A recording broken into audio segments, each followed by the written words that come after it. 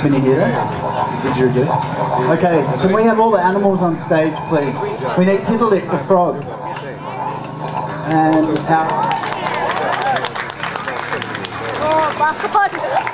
our kangaroos. Come up and sit around me, guys. Emus.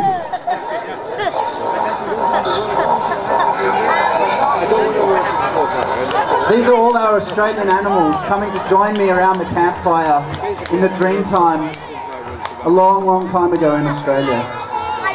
Our kookaburras, come up and sit around. And our eel. And the wombats, you forgot wombats, come on. Oh, I forgot. Here are our wombats, they're a bit slow, the old wombats. Okay.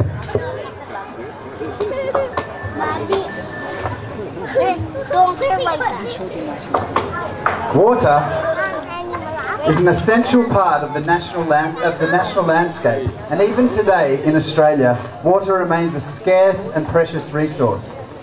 Aboriginal elders have shared this story for thousands of years. It is the story of Tiddalick, the frog, a greedy creature who drank up all the precious water. But thanks to cooperation, the other animals worked together to save the precious land. Please join us on this journey as we share with you one of our Dreamtime stories as passed down by our Indigenous people of Australia.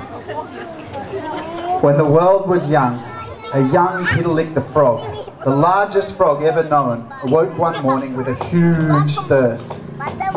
He started to drink, and he drank, and he drank, and he drank all the water that was in his pond. But he didn't stop there. He went over to the streams and rivers, and he drank and he drank and he drank all the water that was in the streams and rivers. And still, Tiddalick the frog was thirsty. So he went over to the waterholes and billabongs, where he drank and he drank and he drank all the water that was in the waterholes and billabongs. And before long, all the water throughout the land was inside Tiddalick the frog. And as he drank, Tiddalick grew and grew and he grew, with all the water inside him. And it didn't take long before there was a great drought. The sun parched the land. Right throughout the entire land, the land became harsh and dry, and all the animals and creatures became very thirsty. And soon, all the creatures everywhere were dying, and the trees were wilting because of the heat and the lack of water. All the animals pondered this terrible plight, until they finally decided to hold a meeting. The animals agreed that the only come in for our meeting, guys. Animals. The animals agreed that the only thing they could do was to try to get Tiddalick the frog to open up his mouth, so that all the water could gush out. And the wise old wombat suggested that the best way to do this was to make Tiddalick laugh. Everyone agreed it was a brilliant idea, so they set about making their plan work. The creatures tried to make Tiddalick laugh. The first creatures were the kangaroos, to try and make him laugh. They started bouncing and jumping side to side in front of Tiddalick.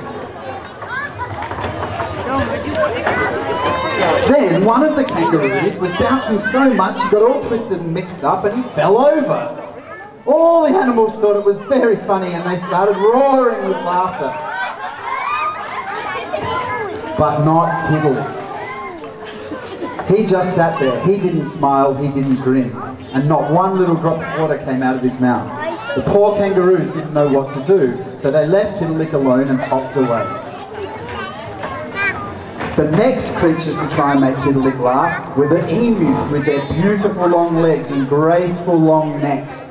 They danced around Tiddalick and tried to make him laugh as well. As they were dancing around Tiddalick, one of the emus got all twisted up and mixed up and fell over. All the other emus and animals fell about on the floor laughing and laughing. So hilarious. But not Tiddalick. He just sat there. He didn't smile, he didn't grin, and not one little drop of water came out of his mouth. The poor